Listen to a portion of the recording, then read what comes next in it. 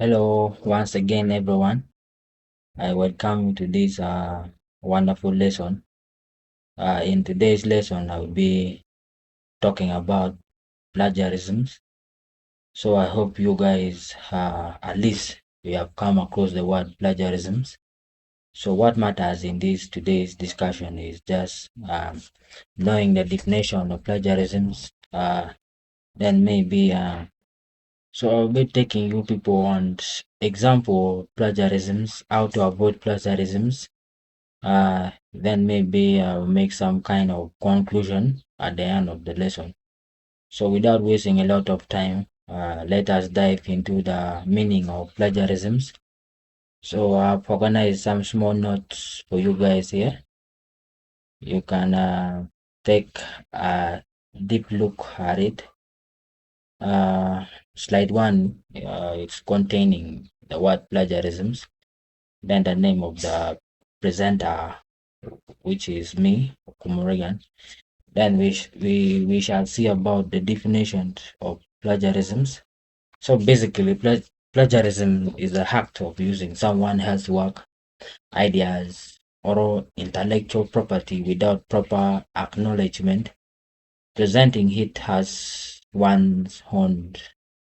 So in other words, plagiarism is like you go like maybe some authors maybe wrote some book way back for you. You go and maybe copy the information that the person wrote way back. You use it somewhere else without maybe doing some citation.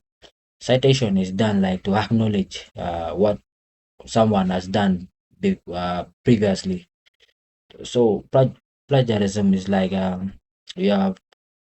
you have extracted someone information without acknowledging or citing or maybe giving credit to the person who has done the work way back. So plagiarism can apply in various forms of content, including text, images, music, code, and more. So we have a type of plagiarisms. We have direct plagiarisms. This is where what is like a word-to-word transcriptions of a sections of someone else's work without attributions and without quotation marks. And the next type is self-plagiarisms, is when a student submits his or her previous work, mixes parts of previous works without permission from all professors involved.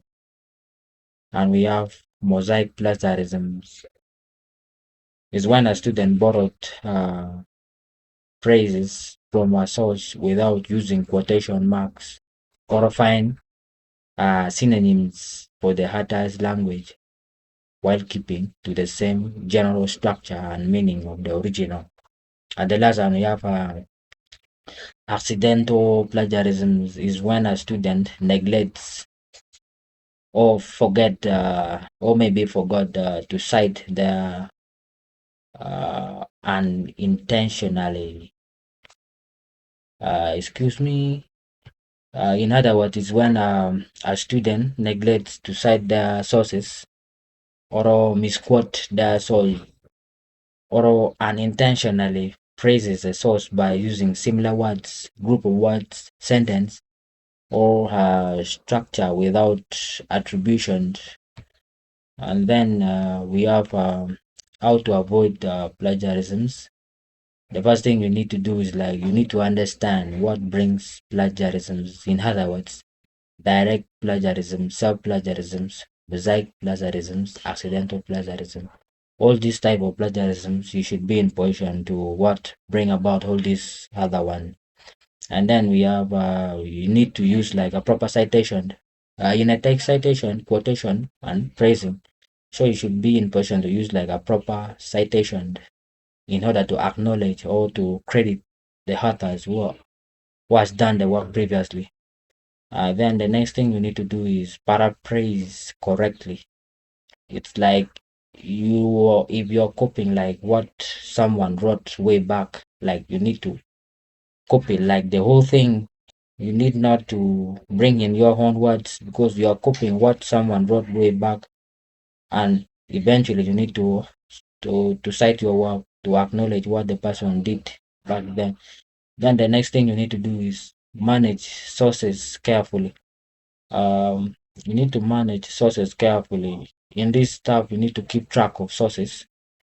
You need to follow them. Then you need to use like even common knowledge software like Trinitins, Grammarly, or other plagiarism checkers can help you ensure that your work is free of unintentional plagiarism. Then the last thing you can do is like understand academic integrity policy. So different institutions and journals may have a varying guidelines on plagiarism. Always be familiar with institutions' specific rules and ethics related to plagiarism. Then lastly, I can conclude by saying plagiarism is academically dishonest and can even lead to ground for disciplinary actions, such as our expulsion.